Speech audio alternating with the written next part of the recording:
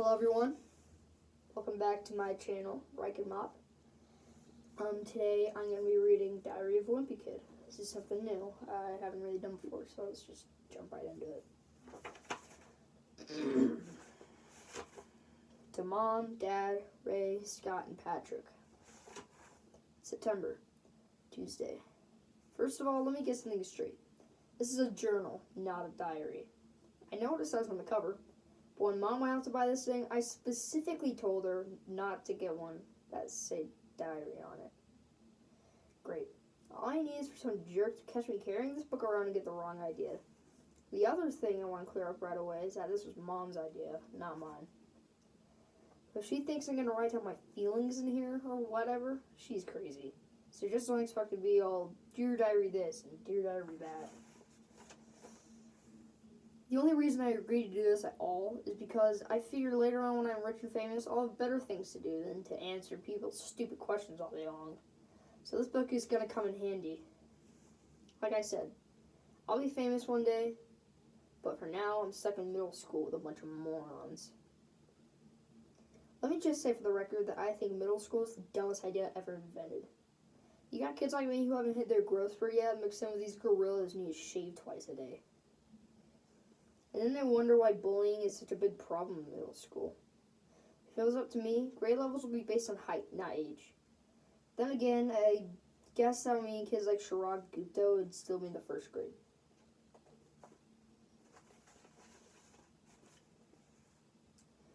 Today is the first day of school, and right now we're just waiting around for the teacher to hurry up and finish the seating chart. So I figured I might as well just write in this book to pass the time.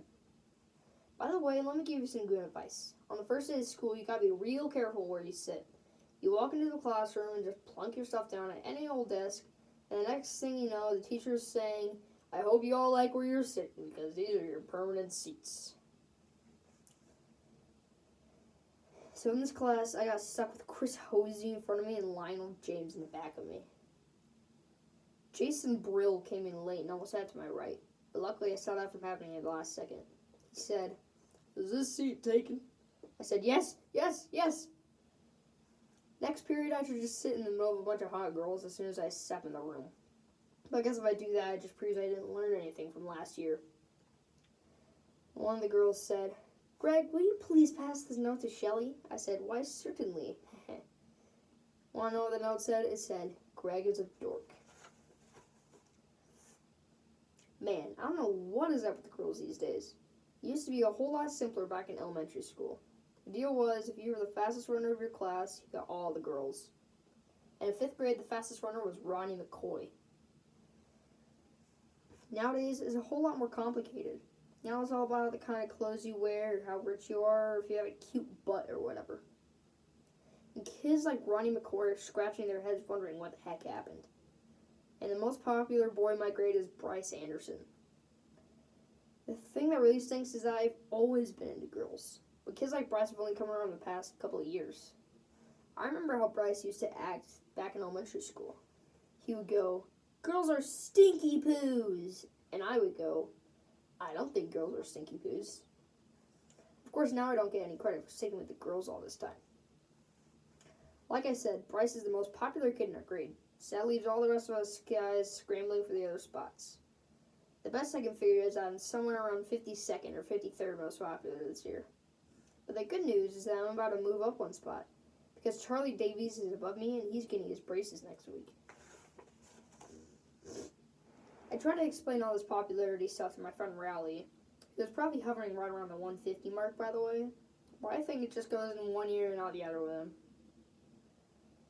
Wednesday. Today we had PE. So the first thing I did when I got outside was sneak off to the basketball court, see if the cheese is still there. Sure enough, it was. That piece of cheese has been sitting on the blacktop since last spring. I guess it must have dropped out of someone's sandwich or something. After a couple of days, the cheese started getting all moldy and nasty. Nobody would play basketball on the court where the cheese was, even though that was the only court that had a hoop with a net. Then one day, this kid named Darren Walsh touched the cheese with his finger. That's what started this thing called the cheese touch. It's basically like the cooties. If you get the cheese touch, you're stuck with it until you pass it on to someone else. The only way to protect yourself from the cheese touch is to cross your fingers.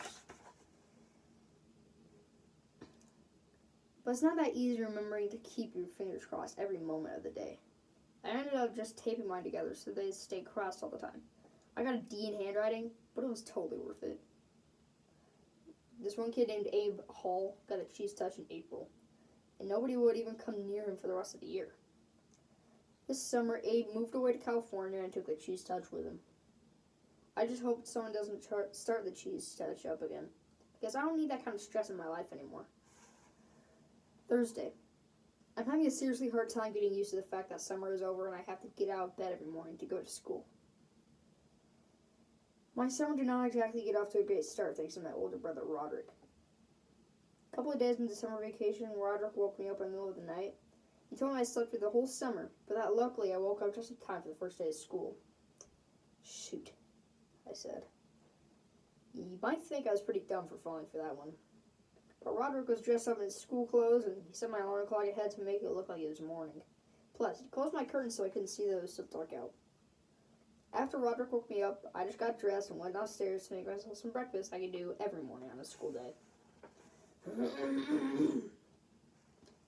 Well, I guess I must have made a pretty big racket because the next thing I knew, Dad was downstairs yelling at me for eating Cheerios at 3 in the morning. It took me a minute to figure out what the heck was going on. After I did, I told Dad that Roderick had played a trick on me, and he was the one that should get yelled at.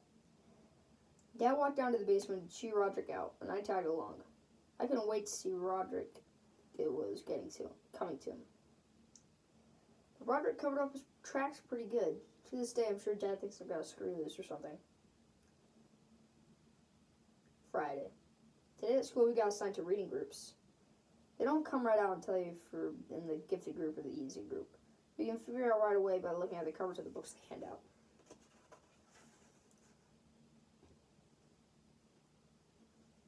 I was pretty disappointed to find out that I got put in the gifted group because that just means a lot of extra work. When I did the screening at the end of last year, I tried my best to make sure I got put in the easy group this year. I was reading with a teacher. Fred picked up the B. Teacher goes, the book. I said, whew, thanks. Mom is real tight with our principal, so I'll bet she stepped in and made sure I got put in the gifted group again. Mom is always saying I'm a smart kid, but that I just don't apply myself. But if there's one thing I learned from Roderick, it's to set people's expectations real low so you end up surprising them by doing practically nothing at all. There was this one time during summer when Roderick was on the couch watching TV, and Dad was about to leave for work.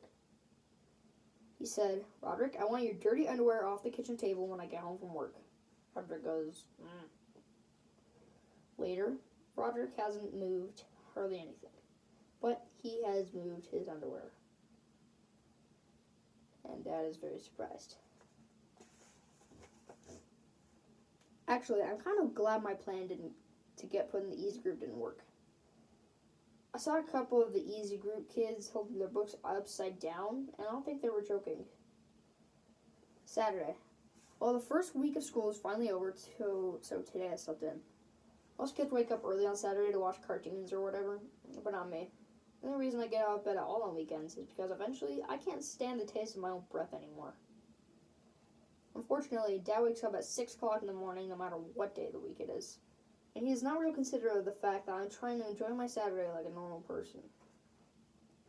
He came into my room this morning at 8 o'clock and vacuumed. I didn't have anything to do today, so I just head out to Riley's house. Riley is technically my best friend, but that is definitely subject to change. I've been avoiding Riley since the first day of school, and he did something that really annoyed me. We were getting our stuff from our lockers at the end of the day, and Riley came up to me and said, Want to come over to my house and play? I've told Riley at least 1 billion times that now that we're in middle school, I'm supposed to say hang out, not play. But no matter how many nuggets I give him, he always forgets the next time. I've been trying to be a lot more careful about my image ever since I got to middle school. But having Riley around is definitely not helping. I met Riley a few years ago when he moved into my neighborhood. His mom bought him this book called How to Make Friends in New Places. And he came to my house trying all these dumb gimmicks. Knock, knock, he said. Huh? Thermos. Excuse me, he said. There must be some way to tickle your funny bone. I said. Say what? I guess I kind of felt sorry for Rowley. I decided to take him under my wing. It's been great having him around. Mostly because I get to use all the tricks Roderick pulled on me. Did you know that if your hand is bigger than your face, it's a sign of low intelligence? Really? So he put his hand over his face, and I smacked his hand into his face. I said, ha, gotcha. Whap. He said, but do we have low intelligence? I said, let me check again. Monday. You know how I said I play all sorts of pranks on Rowley? Well, I have a little brother named Manny, and I can never get away with playing any of that stuff on him. Mom and Dad protect Manny like he's a prince or something, and he never gets in trouble, even if he really deserves it. Yesterday, Manny drew his self-portrait on my bedroom door in permanent marker. I thought Mom and Dad were really going to let him have it, but as usual, I was wrong. But the thing that bugs me the most about Manny is his nickname he has for me. When he was a baby, he couldn't pronounce brother, so he started calling me Bubby. And he still calls me that now, even though I keep trying to get Mom and Dad to make him stop. Luckily, none of my friends have found out yet, but believe me, I've had some really close calls. Like this year at my birthday party. One of my friends picked up a present and said, "Hey, this one says it's to Bubby." I tossed him in a trash can saying, "Must be a mistake." Mom makes me help Manny get ready for school in the morning. After I make Manny his breakfast, he carries his cereal bowl into the family room and sits on his plastic potty, watching TV. The TV just goes, "C is for Cookie, and Cookie is for me." And Manny laughs. And when it's time for him to go to daycare, he just gets up and dumps whatever he didn't eat right in the toilet. Mom's always getting on me about not finishing my breakfast, but if she had to scrape cornflakes out of the bottom of the plastic potty every morning, she wouldn't have much of an appetite either. Tuesday. I don't know if I've mentioned this before, but I am super good at video games. I'll bet I could beat anyone in my grade head to head. Unfortunately, Dad does not exactly appreciate my skills. He's always getting on me about going out and doing something active. So tonight after dinner, when Dad started hassling me about going outside, I tried to explain how with video games you can play sports like football and soccer. You don't even get all hot and sweaty. But as usual, Dad didn't see my logic. Dad is a pretty smart guy in general, but when it comes to common sense, sometimes I wonder about him. I'm sure Dad would dismantle my game system if he could figure out how to do it. But luckily, people who make these things make them parent-proof. He's trying to dismantle it. So Dad nabbed these fancy gadgets. Every time Dad kicks me out of the house to go do something sporty, I just go out to Rowley's and play my video games there. Unfortunately, the only games I can play at Rowley's are car racing games and stuff like that. Because whenever I bring a game out of Rowley's house, his dad looks it up on some parent's website. And if my game has any kind of violence or fighting in it, he won't let us play. I'm getting a little sick of playing Formula 1 racing with Rowley because he's not a serious gamer like me. All you have to do to beat Rowley is name your car something ridiculous at the beginning of the game. And then when you pass Rowley's car, he just falls to pieces. Bad fart ahead. He goes, Anyway, after I got done mopping the floor with Rowley today, I headed home. I ran through the neighbor's sprinkler a couple times to make it look like I was sweaty, and that seemed to do the trick for Dad. My trick kind of backfired, because as soon as Mom saw me, she made me go upstairs to take a shower. That's where we're going to leave off for today. I might continue this series, but probably not, unless you guys really want me to. But I might not, because I'm lazy. Anyway, I'm going to go drink some water because I'm dehydrated. See you.